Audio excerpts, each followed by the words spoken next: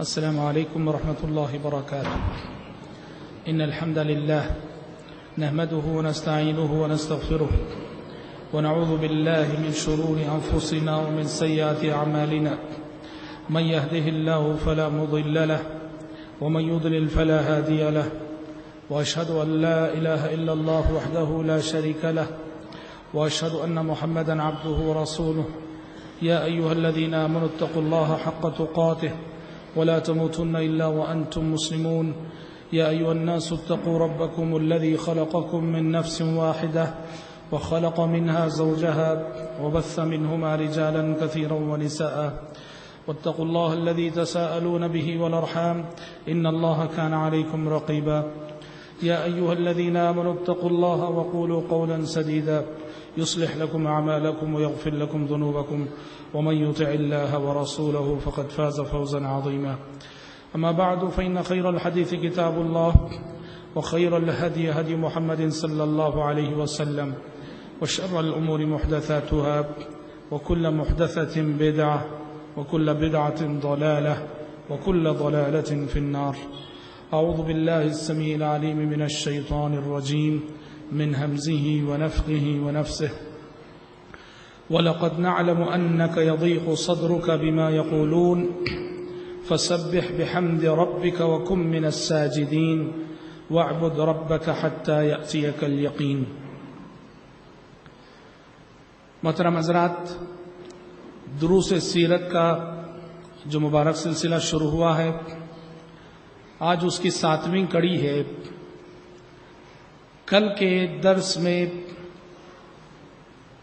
ہم نے یہ بات بتائی تھی کہ نبی کریم صلی اللہ علیہ وسلم نے کس طرح سے اپنی دعوت کا آغاز سری مرحلے سے کیا، اور پھر کیسے آپ صلی اللہ علیہ وسلم کی دعوت سری مرحلے سے نکل کر جہری مرحلے میں داخل ہوئی اور آپ علل اعلان تبلیغ کرنے لگے.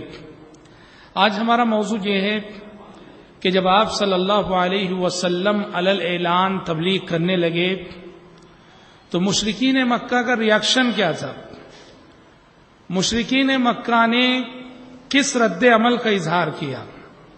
مشرکین مکہ کا رویہ نبی کریم صلی اللہ علیہ وسلم کے ساتھ اور صحابہ اکرام رضوان اللہ علیہم اجمعین کے ساتھ کیسا تھا. ظاہر بات ہے کہ پیارے نبی عقیدہ توحید کی دعوت لے کر آئے تھے. مشرکین جن کا معاملہ یہ تھا کہ جتنے کنکر اتنے شنکر، نبی کریم صلی اللہ علیہ وسلم ان کے اس بنیادی عقیدے پہ ضرب لگا رہے تھے کہ معبود ایک ہی ہو سکتا ہے. یہ انہوں نے الگ الگ جو معبود بنا رکھے تھے، الگ الگ خدا جو انہوں نے بانٹ رکھے تھے، پیارے نبی صلی اللہ علیہ وسلم ایک معبود کی دعوت دے رہے تھے جو ان کے لیے ناقابل ہضم تھی. وہ کہا کرتے تھے، جیسے اللہ تعالیٰ نے سورہ صاد میں فرمایا، اجعل الآلہۃ الہا واحدا ان ھذا لشیء عجاب. یہ بڑی عجیب و غریب بات ہے کہ محمد کہتے ہیں کہ بس ایک کی عبادت کرو، محمد کہتے ہیں کہ معبود ایک ہی ہے. یہ بڑی عجیب و غریب بات ہے. توحید کی دعوت ان سے ہضم نہ ہوئی اور نتیجے میں انہوں نے نبی کریم صلی اللہ علیہ وسلم کی دعوت کے خلاف سازشی موقف اختیار کیا، معاندانہ موقف اختیار کیا، اور آپ کی دعوت کو روکنے کے لیے، آپ کے مشن کو روکنے کے لیے بہت ساری چالیں وہ چلے، جن میں سے چند ایک کا تذکرہ آج کے درس میں ہم آپ کے سامنے کر رہے ہیں.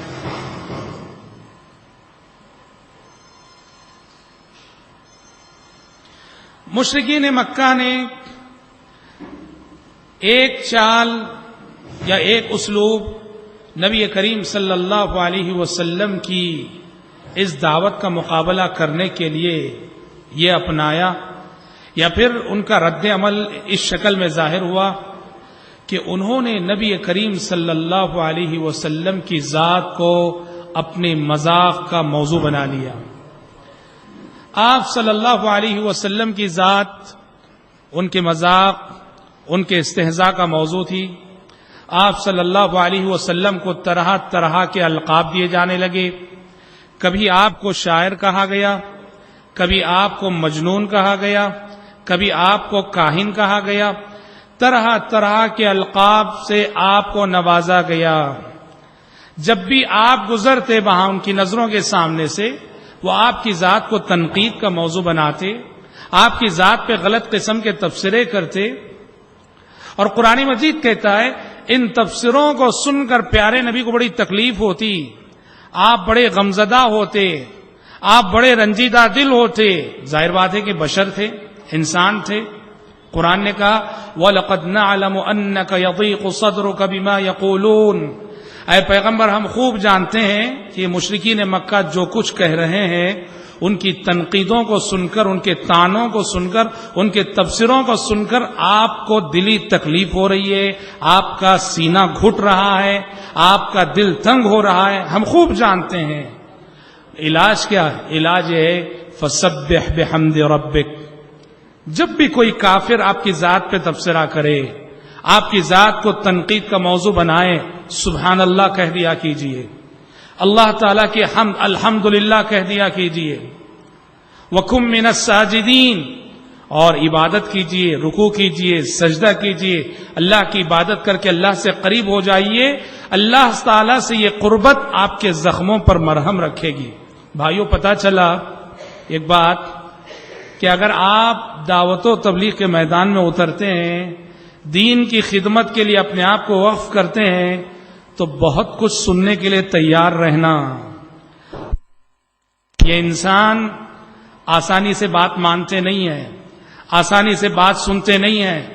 پیغمبر جن کے اخلاق سب سے مثالی، جن کا کردار سب سے بلند، اور جو سبحان اللہ کردار کی اتنی خوبیاں رکھتے تھے، جب پیغمبر بچ نہ سکے لوگوں کی تنقیدوں سے، لوگوں کے طعنوں سے، لوگوں کے تبصروں سے، بتاؤ کون ہے جو بچ سکتا ہے؟ جو بھی خدمت کے لیے اترے گا، تبلیغ کے میدان میں کام کرے گا، دعوت و تبلیغ کے میدان میں اترے گا، ضروری ہے کہ اسے لوگوں کی جانب سے بہت کچھ سننا پڑے گا۔ اور دوسرے الفاظ میں اگر ہم کہیں، ہمیں اپنی شخصیت کو بھلا کر میدان دعوت میں اترنا ہے۔ ہم بڑے باپ کے بیٹے رہیں گے، ہم بڑے عزت والے خاندان سے تعلق رکھنے والے رہیں گے، ہماری بڑی عزت ہوگی، بہت کچھ ہوگا، لیکن دعوت و تبلیغ کے میدان میں اگر کام کرنا ہے، سب کچھ بھلا کے اترو۔ یہ انبیاء ہیں، یہ رسول ہیں، جنہیں مجنون کہا دنیا نے، پاگل کہا دنیا نے، بے وقوف کہا دنیا نے، احمق کہا دنیا نے۔ انبیاء اور رسول کو، پیغمبروں کو دنیا نے بخشا نہیں، تو ظاہر بات ہے قیامت تک آنے والے کسی بھی دائی مبلغ کو بخشا نہیں جائے گا۔ بہت کچھ سننے کا حوصلہ لے کر میدان دعوت میں اترو۔ یہ موسیٰ علیہ السلام ہے، جن کو ان کی قوم بنو اسرائیل نے کتنا ستایا۔ قرآن مجید نے کہا یا ایھا الذین آمنوا لا تکونوا کالذین آذوا موسیٰ فبرأہ اللہ مما قالوا وکان عند اللہ وجیہا۔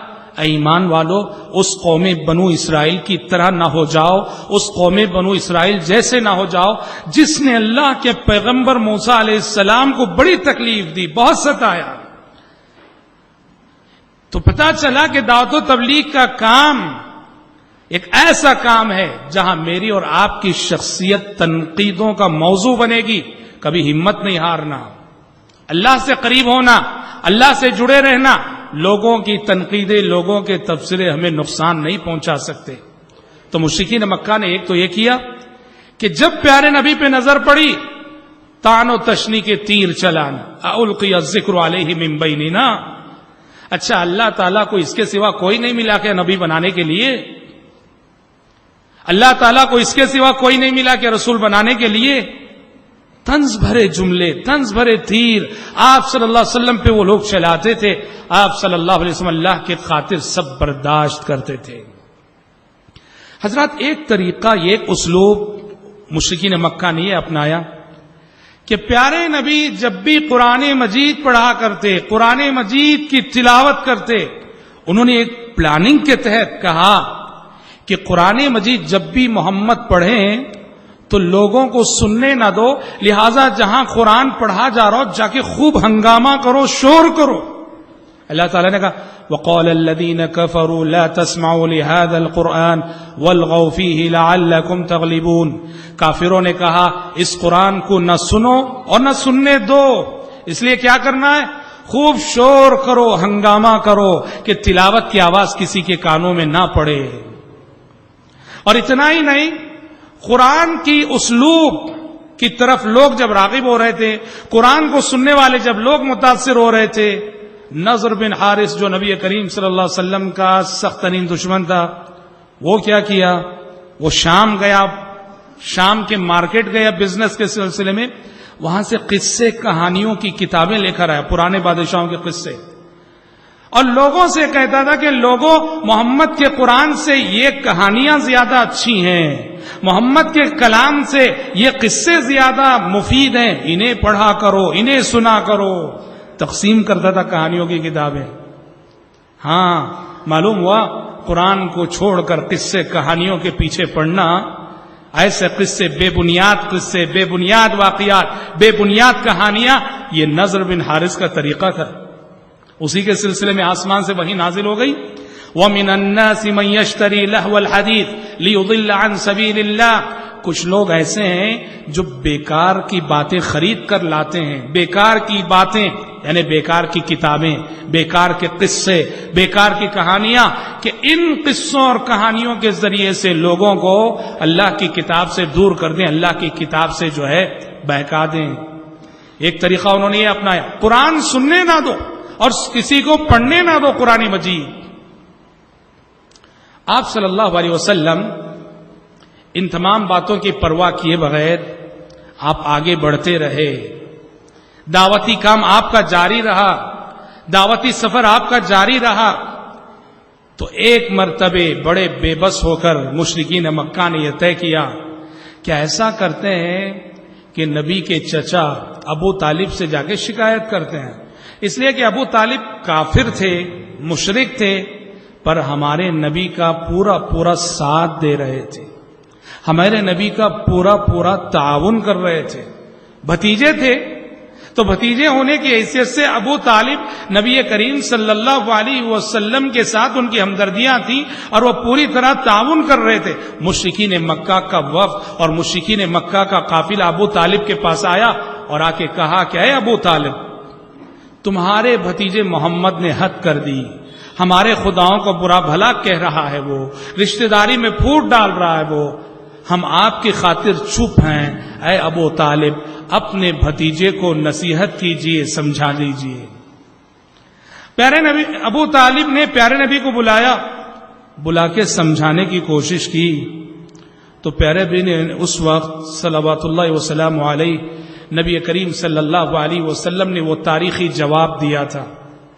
فرمایا تھا، سیرت کی کتابیں کہتی ہیں کہ اے چچا، کہا کہ چچا جان، اللہ کی قسم یہ لوگ میرے سیدھے ہاتھ میں سورج اور بائیں ہاتھ میں چاند لا کر رکھ دیں اور چاہیں کہ میں اس کام سے رک جاؤں، تب بھی میں اس کام سے رکنے والا نہیں.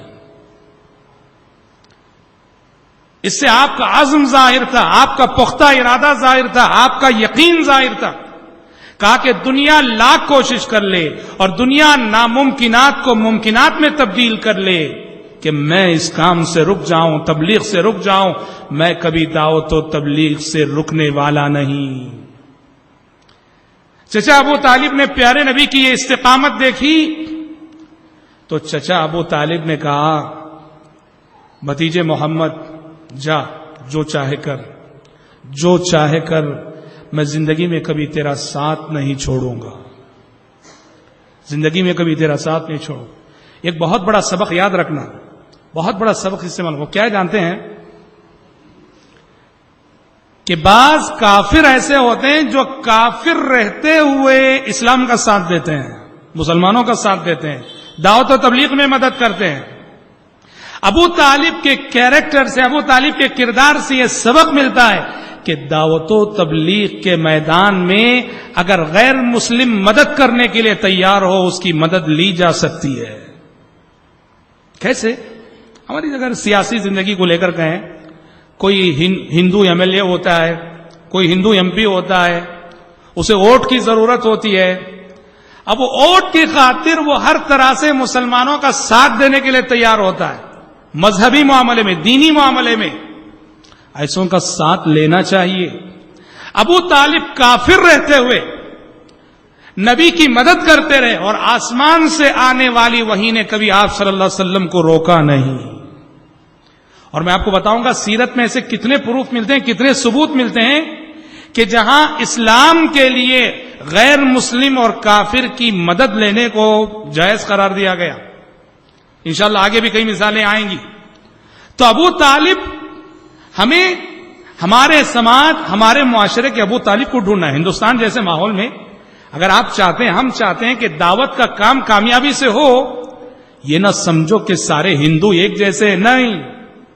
یہ نہ سمجھو کہ سارے غیر مسلم ایک جیسے, نہیں. یہ نہ سمجھو کہ سارے ہندو آر ایس ایس کی ذہنیت رکھنے والے ہیں, نہیں. یہ نہ سمجھو کہ سارے ہندو فرقہ پرست ہیں, نہیں.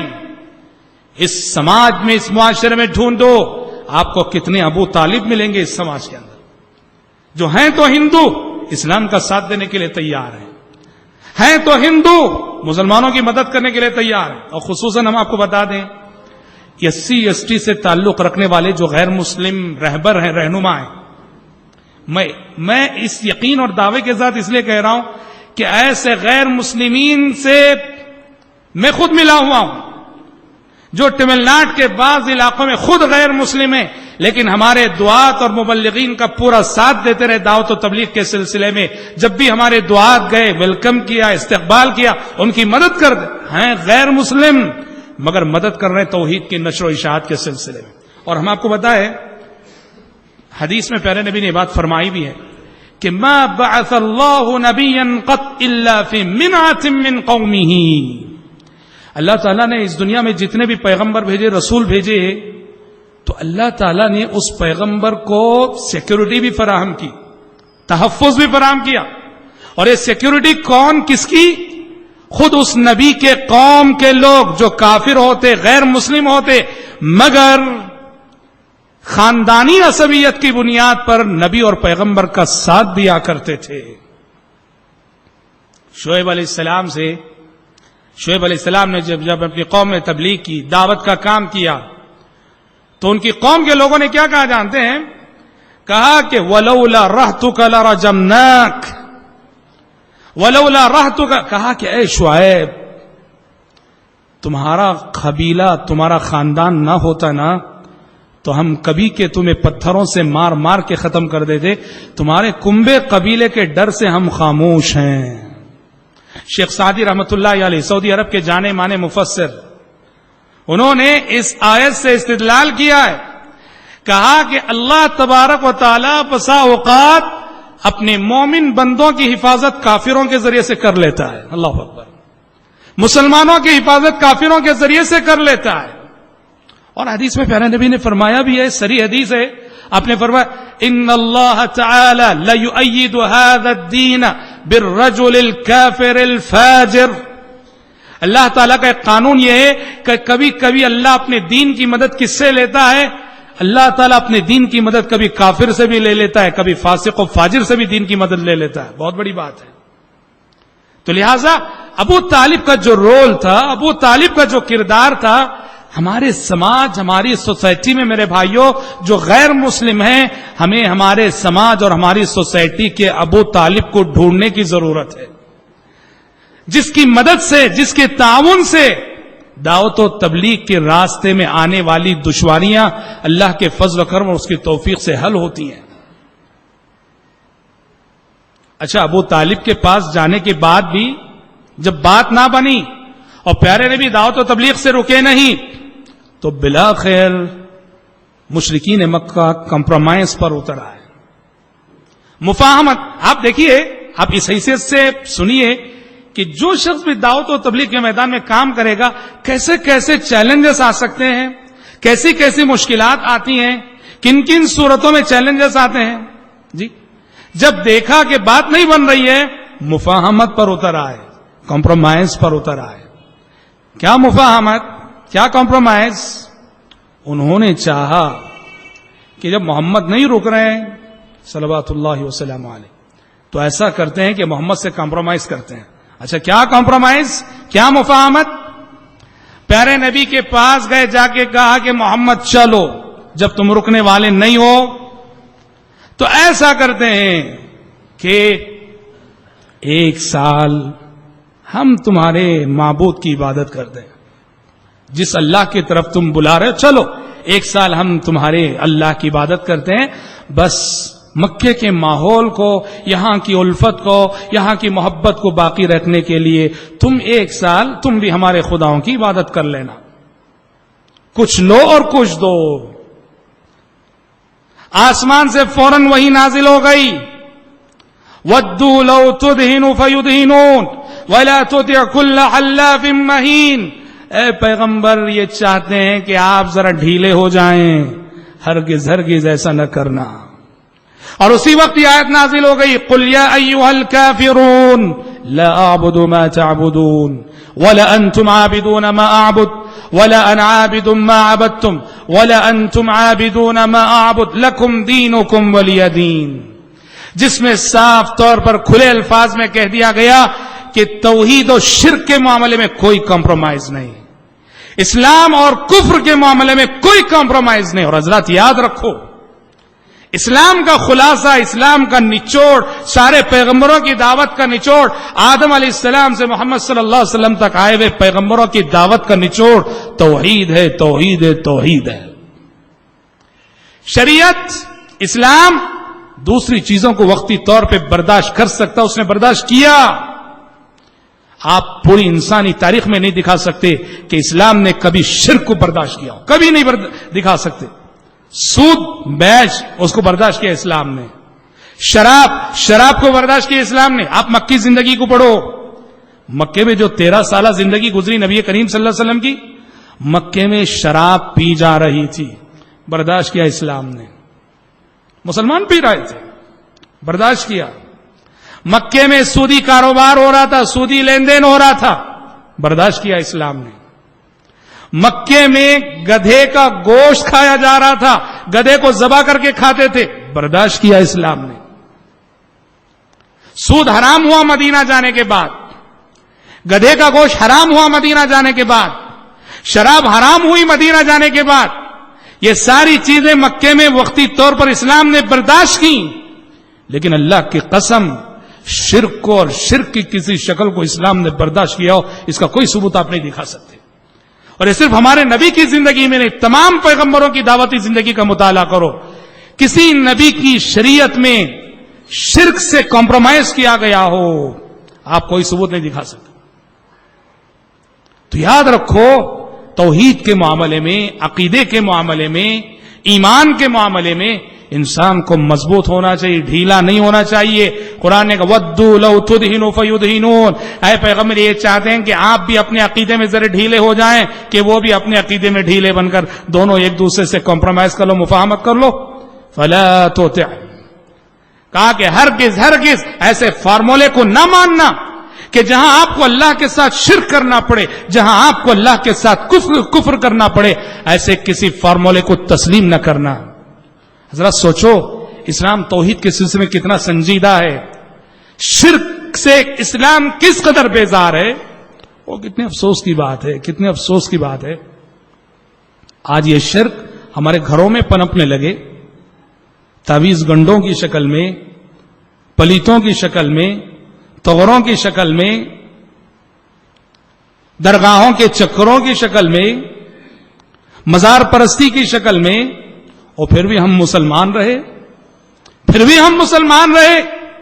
یہ کیسا اسلام ہے, یہ کیسی مسلمانی ہے کہ ہمارے عقائد میں سری شرک ہو اور پھر بھی ہم مسلمان ہوں. علامہ الطاف حسین حالی کا وہ قصیدہ بار بار یاد آتا ہے, بار بار پڑھنے کو دل کرتا ہے, جو آج سے 50-100 سال قبل مسلمانوں کی صورتحال دیکھ کر انہوں نے کہا تھا, کرے غیر گر بت کی پوجا تو کافر, جو ٹہرائے بیٹا خدا کا تو کافر, کواکب میں مانے کرشمہ تو کافر, جھکے آگ پر بہر سجدہ تو کافر, مگر مومنوں پر کشادہ ہیں راہیں, پرستش کرے شوق سے جس کی چاہیں, نبی کو جو چاہیں خدا کر دکھائیں, اماموں کا رتبہ نبی سے بڑھائیں، شہیدوں سے جا جا کے مانگے دعائیں، مزاروں پہ جا جا کے نظریں چڑھائیں، نہ توحید میں کچھ خلل اس سے آئے، نہ اسلام بگڑے نہ ایمان جائے. جی ایک ہندو کو ہم مشرک اور کافر اس لیے کہتے ہیں کہ وہ اللہ کے ساتھ بتوں کو شریک کرتا ہے. ہم کرسچن کو کافر اور مشرک اس لیے کہتے ہیں کہ وہ جیسس کے سامنے جا کے جھکتا ہے، اور ہم مزاروں کے پاس جھک کر بھی مسلمان ہی ٹھہرے. جی ہم درگاہوں پہ سجدے کر کے بھی مسلمان ٹھہرے. یہ کیسا اسلام ہے؟ مسلمانوں یاد رکھو، توحید کے سلسلے میں شریعت نے جو سنجیدہ مزاج دیا ہے اس کو یاد رکھو. مکے میں کیسے حالات تھے، کیسے کٹھن حالات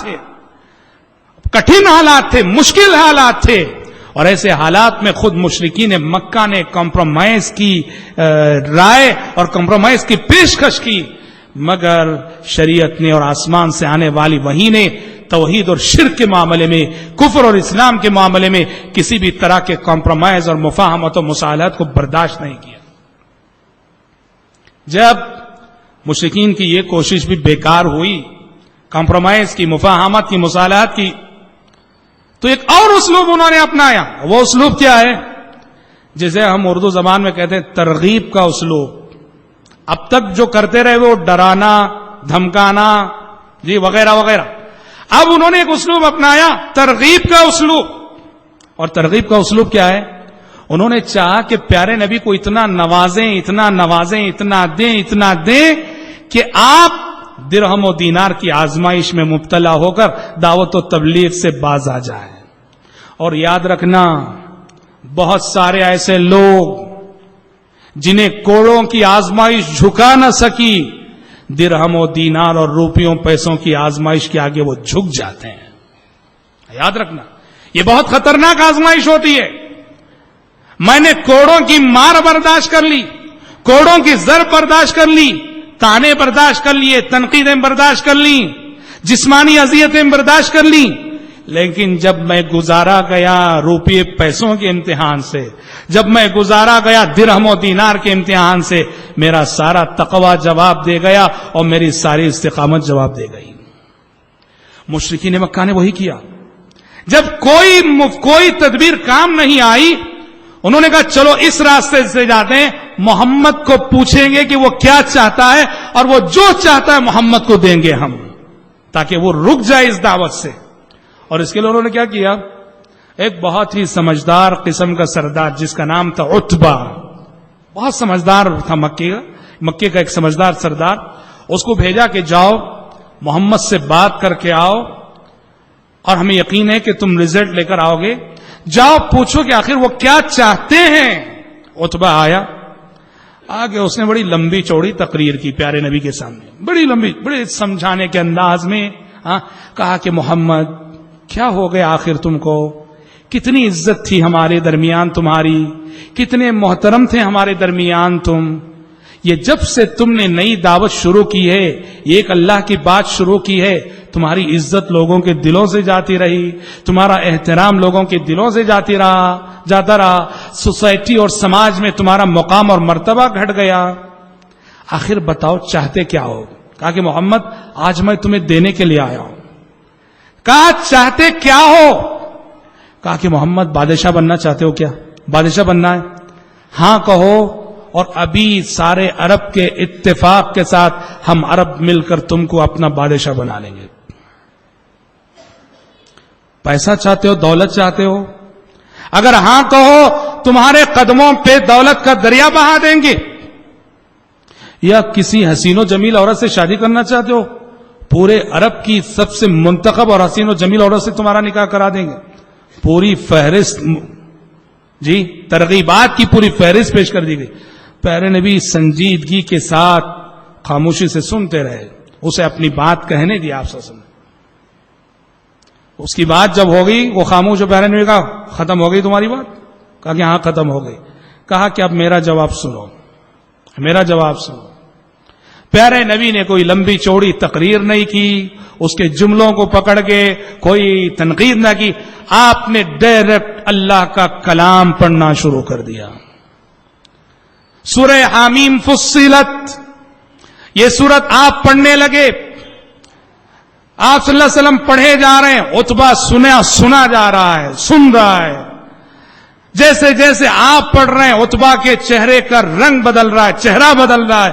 اور جب آپ اس آیت پہ پہنچے تو عتبہ کا صبر و قرار جواب دے گیا، اس سے برداشت نہ ہو سکا.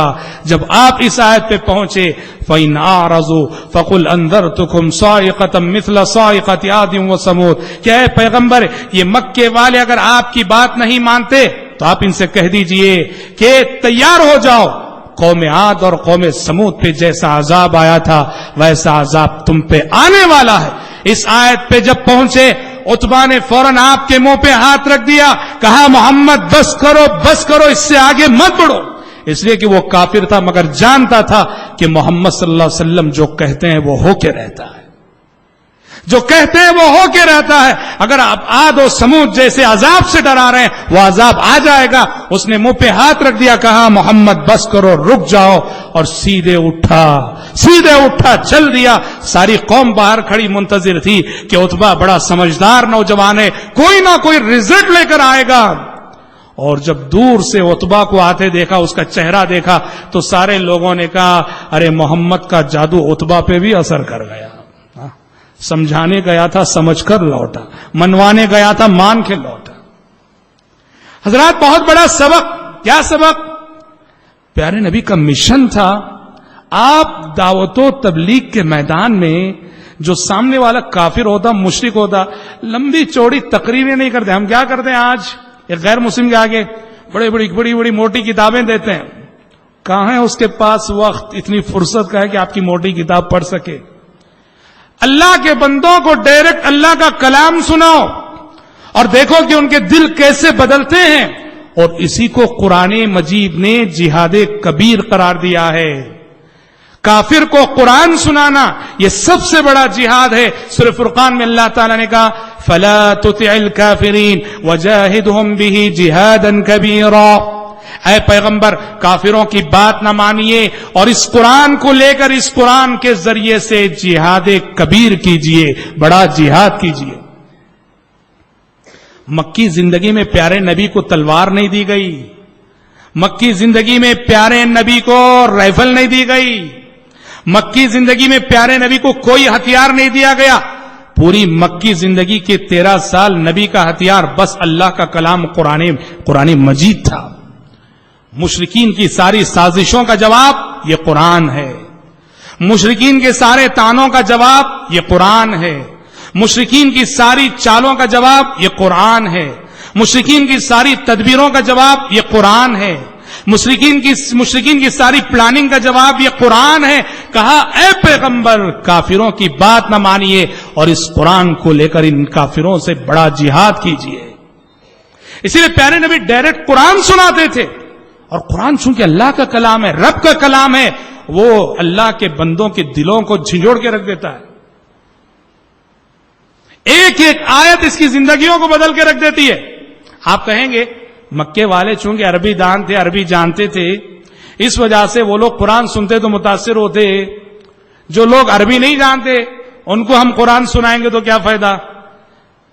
میں سمجھتا ہوں کہ جو لوگ دعوتی میدان میں اترے ہیں اور عملاً انہوں نے غیر مسلمین کے آگے قرآن پیش کیا، وہ خوب جانتے ہیں قرآن کا ایک معجزہ یہ بھی ہے، یہ کتاب زندہ معجزہ ہے، اور اس کا ایک معجزہ یہ بھی ہے کہ اللہ اکبر، اس کلام کو وہ لوگ جب سنتے ہیں جنہیں عربی کا ایک حرف نہیں معلوم، عربی کا ایک لفظ نہیں معلوم، تو واللہ ان کے دل اس طرح متاثر ہوتے ہیں، کوئی خیالی بات نہیں کرتا. ایک ثبوت میں دیتا ہوں، میڈراس میں ایک فلم ایکٹر، تمل فلموں میں کام کرنے والے ایک بزرگ 75 برس کے مسلمان ہو گئے.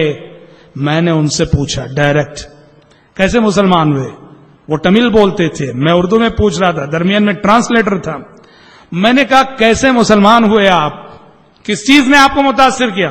کیا جواب دیا جانتے ہیں انہوں نے کہا کہ آپ کے دائی میرے پاس پہنچتے، لمبی چوڑی تقریر کرتے، نصیحت کرتے، ان کی بات کا کوئی اثر میرے دل پہ نہیں ہوتا تھا، لیکن گفتگو کے درمیان جب کبھی وہ قرآن کی آیتیں پڑھتے تھے تو میرا دل بے حد متاثر ہوتا تھا، حالانکہ مجھے نہیں معلوم کہ ان آیتوں کا ترجمہ کیا ہے، تفسیر کیا ہے، معنی کیا ہے۔ کہا بارہا ایسا تجربہ ہوا کہ جب بھی گفتگو کے درمیان قرآن کی آیت وہ پڑھتے، میں محسوس کرتا کہ میرا دل پگھل رہا ہے۔ میں نے کہا کہ اس کلام کے سچے ہونے کی سب سے بڑی دلیل یہی ہے، میں سمجھ نہیں رہا ہوں اور یہ کلام میری آنکھوں سے آنسو بہا رہا ہے، سمجھ جاؤں تو کیا ہوگا، مسلمان ہو گئے۔ اور حضرات ویسے بھی آج کل قرآن مجید کے تراجم، قرآن مجید کے ٹرانسلیشن جو ہے مختلف دنیا کی زبانوں میں آ چکے ہیں۔ دعوت و تبلیغ کے میدان میں مدعو کو آپ قرآن سنائیے، قرآن پڑھائیے۔ کوئی کرسچن ہے، سورہ مریم کھولیے، سورہ مریم کا دوسرا رکوع پڑھائیے اسے، واللہ اگر وہ سمجھ کر پڑھے گا متاثر ہوئے بغیر نہیں رہ سکتا۔ آخرت اور قیامت کا نقشہ جن آیتوں میں کھینچا گیا، وہ آیتیں سنائیے، وہ آیتیں پڑھوائیے۔ اس قرآن کا معجزہ ہے کہ اس کی ایک ایک آیت زندگیوں کو بدل کے رکھ دیتی ہے۔ اسی لیے پیارے نبی مکے کے 13 سال میں آپ کا مشن یہی تھا، یتلو علیہم آیاتہ، اللہ کے بندوں کو اللہ کا کلام سنانا۔ دیکھیے ڈاکٹر ضیاء الرحمن اعظمی صاحب، آپ جانتے ہیں ڈاکٹر ضیاء الرحمن اعظمی جو کبھی بانکی رام تھے، یو پی کے ایک گھرانے میں، برہمن گھرانے میں پیدا ہوئے۔ آج وہ کہاں ہیں؟ آج وہ اسلامک یونیورسٹی مدینہ منورہ کے حدیث کے سب سے بڑے استاد ہیں، علم حدیث کے سب سے بڑے استاد ہیں۔ جو کبھی بانکی رام تھے، وہ ان کی داستان ہے قبول اسلام کی، گنگا سے زمزم تک انہوں نے لکھا ہے، اپنی داستان لکھی ہے کیسے مسلمان ہوا، اس کا نام انہوں نے دیا گنگا سے زمزم تک۔ وہ لکھتے ہیں قرآن مجید کی ایک آیت میری ہدایت کا ذریعہ بن گئی۔ کون سی آیت؟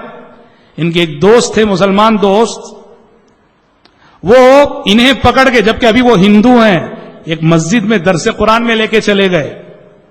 یاد رکھو، غیر مسلمین کو لے کر آؤ مسجد میں، شریعت ہرگز نہیں روکتی۔ غلط ہے یہ فتویٰ کہ کافر مسجد کے اندر نہیں آ سکتا، غلط ہے یہ فتویٰ کہ غیر مسلم مسجد کے اندر نہیں آ سکتا۔ کس نے کہا؟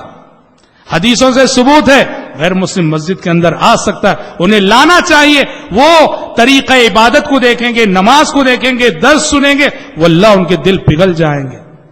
ڈاکٹر ضیاء الرحمن اعظمی لکھتے ہیں قرآن کی ایک آیت نے میرے دل کو بدل دیا۔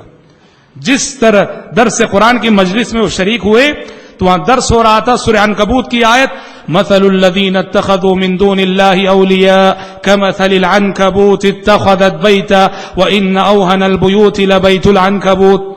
جن لوگوں نے اللہ کے ساتھ شریک بنا لیے، اللہ کو چھوڑ کر اور خدا بنا لیے، ان کی مثال اس مکڑی کی سی ہے جو گھر بناتی ہے، اور دنیا بھر کی مخلوقات جو گھر بناتی ہیں اس میں سب سے کمزور گھر مکڑی کا گھر ہوتا ہے۔ شرک کی مثال، مشرک کی مثال، بالکل مکڑی کا جو گھر جالے کا اتنا کمزور گھر، اسے نہ گرمی سے بچاتا ہے نہ سردی سے بچاتا ہے، اور ہمیشہ سب کی نظروں میں رہتا ہے، ایک جھاڑو مارنے سے ختم ہو جاتا ہے۔ کہا کہ مشرک بھی ایک ایسے عقیدے میں پناہ لیتا ہے جو عقیدہ کی اس کی حفاظت نہیں کر سکتا، اسے بچا نہیں سکتا۔ تو ڈاکٹر صاحب لکھتے ہیں اس ایک آیت کا درس میں نے سنا، میرا دل پگھل گیا اور مجھے یوں لگا کہ یہ میرے عقیدے کی تصویر بیان کر رہی ہے آیت۔ تو حضرات، عتبہ کو پیارے نبی نے لمبی چوڑی تقریر کے ذریعے جواب دینے کے بجائے ڈائریکٹ جو قرآن سنایا، اس سے پتہ چلتا ہے کہ دعوت و تبلیغ کے میدان میں کامیابی اور رزلٹ جلد سے جلد آپ چاہتے ہیں تو رب کے بندوں کو رب کا کلام سناؤ، اللہ کے بندوں کو اللہ کا کلام سناؤ۔ اس کلام کے مضامین، اس کلام کی آیتیں زندگیوں کو بدل کر رکھ دیں گی۔ اور حضرات، ایک اور اسلوب جو انہوں نے اسلام کی تبلیغ کو روکنے کے لیے، نبی کریم صلی اللہ علیہ وسلم کی دعوت کو روکنے کے لیے ایک اور طریقہ جو انہوں نے اپنا، وہ کیا تھا؟ پیارے نبی جہاں جہاں جاتے لوگوں کو سمجھانے کے لیے، مارکیٹ میں، بازار میں، موسم حج میں، جہاں جہاں جاتے اور تبلیغ کرتے، پیچھے پیچھے جانا اور لوگوں سے کہنا کہ لوگوں یہ پاگل ہے، یہ دیوانہ ہے، اس کی بات نہ مانو۔ اور اس میں سب سے آگے کوئی دوسرا نہیں، آپ کا اپنا چچا ابو لہب سب سے آگے تھا۔ پیارے نبی جس سے ملتے اس کے بعد یہ جا کے ملتا، کہتا کہ یہ دیوانہ ہے، پاگل ہے، اس کی بات مت مانو.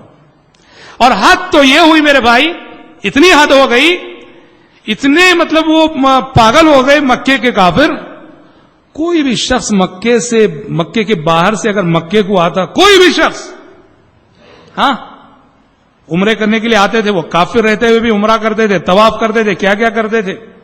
کوئی بھی شخص مکہ آتا سیدھے اس کے پاس جاتے اور جا کے کہتے دیکھو یہاں ایک شخص آیا ہے جس کا نام محمد ہے، اس کی باتوں نے اچھوں کو جو گمراہ کر دیا ہے. سمجھداری سے کام لینا، ہوشیاری سے کام لینا، اس کی باتوں میں نہ آنا. یہ جو لوگوں کو جا کے کہتے تھے کہ ایک دیوانہ آیا ہے، پاگل آیا ہے، اس کی بات نہ ماننا، وہ غلط باتیں کہتا ہے، تو لوگ جو سنتے تھے وہ کہتے چلو دیکھتے ہیں یہ دیوانہ کون ہے. ہاں جی چلو دیکھتے ہیں دیوانہ کون ہے. جاتے تھے تو محمد صلی اللہ علیہ وسلم کے دیوانے بن کے لوٹتے تھے صلوات اللہ وسلم علیہ. یاد رکھو، یہ بات یاد رکھنا، حق کی صفت ہے یہ. حق کے خلاف دنیا جتنی سازشیں کرے گی، حق کے خلاف دنیا جتنے اعلانات کرے گی، حق کے خلاف دنیا جتنے اشتہارات لگائے گی، یہ سب حق کی تبلیغ کا ذریعہ بنے گی. یہ سب اعلانات حق کی تبلیغ کا ذریعہ بنے گی، یہ سب سازشیں. اور دعوت و تبلیغ کی تاریخ بتاتی ہے اسلام کی آدھی تبلیغ اگر دعات اور مبلغین کی کوششوں سے ہوئی ہے تو آدھی تبلیغ دشمنوں کے پروپیگنڈوں سے ہوئی ہے. الحمدللہ. اس لیے کبھی دشمنوں کے پروپیگنڈوں سے پریشان نہ ہونا. یہ جو کہتے ہیں محمد صلی اللہ علیہ وسلم ٹیررسٹ ہیں، یہ جو کہتے ہیں قرآن ٹیررزم کی کتاب ہے، یہ جو کہتے ہیں کہ اسلام ٹیررزم سکھانے والا مذہب ہے، واللہ ان کی یہ ساری تحریریں، ان کے یہ سارے نعرے اسلام کی تبلیغ کا ذریعہ بنیں گے. واللہ. طفیل بن عمرو دوسی، قبیلہ دوس کے جانے مانے شاعر، بہت بڑے شاعر، عرب میں بڑی عزت تھی ان کی، بڑا نام تھا ان کا. مکہ آئے. مشرکین مکہ کو پریشانی ہوئی کہ کہیں طفیل پر محمد کا جادو نہ اثر کر جائے. سارے لوگ گھیر لیے طفیل کو. گھیر کے کہا دیکھو طفیل، تم بڑے سمجھدار انسان ہو، بڑے عزیز انسان ہو، بڑے محترم انسان ہو، بڑے اچھے شاعر ہو. یہاں ایک شخص پیدا ہوا ہے، اس کا نام محمد ہے، اس کی باتوں نے اچھوں کو گمراہ کر دیا ہے. طفیل مکہ کعبہ جاتے ہوئے ہوشیار رہنا، اس کے کلام کو، اس کی باتوں کو نہ سننا. طفیل کہتے ہیں پہلے تو میں ان لوگوں کی باتوں کو سن کر دونوں کانوں میں روئی رکھ لیا. خانہ کعبہ میں داخل ہونے سے پہلے روئی رکھ لیے کہ کہیں وہ آواز نہ ٹکرا جائے تلاوت قرآن مجید کی. کہتے روئی رکھ کے مکے میں خانہ کعبہ میں داخل ہوا. کہتے میرے ضمیر نے مجھے ملامت کی، کہا کہ یہ کیا کر رہے ہو تم خود ایک سمجھدار انسان ہو، اچھائی و برائی میں تمیز تم خود کر سکتے ہو، حق اور باطل میں فرق تم خود کر سکتے ہو. یہ کیا ہے کہ لوگوں کی بات سن کے، دنیا والوں کی بات سن کے تم نے خود کو بہرا کر لیا ہے؟ آخر سننے میں کیا حرج ہے؟ چلو سن کے دیکھتے ہیں کہ کون صاحب ہیں، کیا کہتے ہیں. روئی نکالی. پیارے نبی خانہ کعبہ سے نکل کے گھر جا رہے تھے، پیچھے گئے، پیارے نبی سے ملاقات ہوئی. کہا کہ کون ہیں آپ اور کیا کہتے ہیں آپ، کیا دعوت ہے آپ کی؟ اور پیارے نبی کا معمول تھا، آپ کوئی لمبی چوڑی تقریر نہیں، آپ تو ڈائریکٹ قرآن سناتے تھے. طفیل کو بھی آپ نے قرآن سنایا. اللہ اکبر. ایک مجلس میں قرآن سنا اور مسلمان ہو گئے صلوات اللہ وسلم. مکے والوں کے لیے یہ خبر ایک بڑے حادثے سے کم نہ تھی، اور بجلی گرنے کی مانند یہ خبر مکے والوں پہ گری کہ طفیل بھی آخر مسلمان ہو گئے. طفیل بن عمرو دوسی مسلمان ہونے کے بعد، اور دیکھو مکی زندگی کا یہ تھا، جو شخص بھی مسلمان ہوتا اسلام قبول کرنے کے ساتھ ہی داعی بنتا تھا، مبلغ بنتا تھا. سمجھ رہے ہیں؟ ابو بکر مسلمان ہوئے، جیسے کہ ہم نے سری دعوت میں مسلمان ہوتے وہ داعی بن گئے. ان کی کوششوں سے حضرت عثمان، حضرت سعد بن ابی وقاص، حضرت طلحہ بن عبید اللہ، حضرت عبد الرحمن بن عوف رضی اللہ عنہم مسلمان ہوئے. ادھر طفیل نے کلمہ پڑھا، ادھر پیارے نبی نے کہا طفیل اب تمہاری ذمہ داری ہے، داعی بن کر جاؤ اور اپنے قبیلے دوس میں کام کرو. ان کے قبیلے کا نام تھا قبیلے دوس. حضرت طفیل گئے، جا کر کام کیا، محنت کی کوشش کی. ایک شخص بھی مسلمان نہ ہوا, ایک آدمی بھی مسلمان نہ ہوا. اپنی قوم پہ انہیں بہت غصہ آیا اور پیارے نبی کی خدمت میں آئے. بخاری کی حدیث ہے, ابو ہریرہ راوی ہے کہ پیارے نبی کی خدمت میں آ کے طفیل نے کہا یا رسول اللہ ان دوسا قد عصت وابت فادع اللہ علیہ.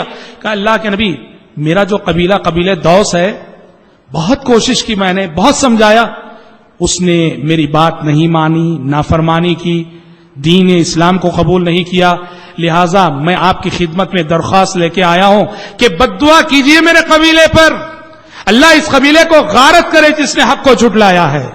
پیارے نبی نے ان کی یہ درخواست سنی, سیدھے اٹھ کھڑے ہوئے, ہاتھ اٹھا دیے, قبلہ رو ہو گئے. لوگوں نے کہا ہلاکو, لوگوں نے کہا پیارے نبی نے ہاتھ اٹھا دیے, پیارے نبی قبلہ رو ہو گئے. اب تو قبیلے دوس کی تباہی کا وقت آ گیا, ابھی بددعا ہوگی وہ غارت ہو کے رہ جائے گا. پیارے نبی نے کہا اللہم اہدی دوسا وأت بہم, پروردگارا قبیلے دوس کو ہدایت دے دے اور انہیں مطیع و فرما بردار بنا کر میری خدمت میں لے آ. درخواست ہوئی بددعا کی اور پیارے نبی نے اٹھ کر دعا دی, اور دعا دینے کے بعد طفیل سے کہا طفیل اب جاؤ. طفیل گئے اور اب کی بار کافی رزلٹ نکلا. قبیلے نے بات مانی, مشرف با اسلام ہوا, اور شاید حضرت طفیل بن عمر دوسی کی منقبت کے لیے اتنا کافی ہے کہ مشہور صحابی حافظ صحابہ ابو ہریرہ رضی اللہ عنہ انہی طفیل بن عمر دوسی کی کوششوں سے مسلمان ہوئے تھے. اللہ اکبر, کتنی بڑی بات ہے. دیکھ رہے ہیں آپ, یہ وہی طفیل ہے کہ دشمنوں نے مل کے کہا تھا یہاں ایک دیوانہ آ گیا, اس کی بات نہ ماننا, اس کی بات نہ سننا. لیکن وہی دشمنوں کے یہ تانے, دشمنوں کی یہ سب سازشیں تشہیر کا ذریعہ بن گئی. اور ہر دور میں حق کے ساتھ یہی ہوا ہے کہ حق کے خلاف جتنا شور مچایا جاتا ہے, جتنا ہنگامہ ہوتا ہے, وہ شور اور ہنگامہ حق کی تبلیغ کا ذریعہ بنتا ہے. اس لیے کبھی بھی حق پرستوں کو باطل پرستوں کے شور اور ہنگاموں سے خوف زدہ نہیں ہونا چاہیے. آج ہم اسی پر اکتفا کرتے ہیں. کل ہم انشاءاللہ سنیں گے کہ جب یہ ساری کوششیں ناکام ہو گئیں تو بالآخر مشرکین مکہ جسمانی اذیتوں پہ اتر آئے, مارنے لگے, ستانے لگے صحابہ کو. خود نبی کریم صلی اللہ علیہ وسلم کو کیسی کیسی اذیتیں دی گئیں, کیسا کیسا ستایا گیا, اور کیا کچھ ہوا, یہ ہم انشاءاللہ تعالی کل کے درس میں سنیں گے. آج اسی پر اکتفا کرتے ہوئے دعا کرتے ہیں کہ رب العالمین ہم سب کو, آپ سب کو سیرت رسول کی روشنی میں اور سیرت رسول کے سانچے میں اپنی عملی زندگی کو ڈھالنے کی توفیق عطا فرمائے. آمین. وآخر دعوانا الحمدللہ رب العالمین.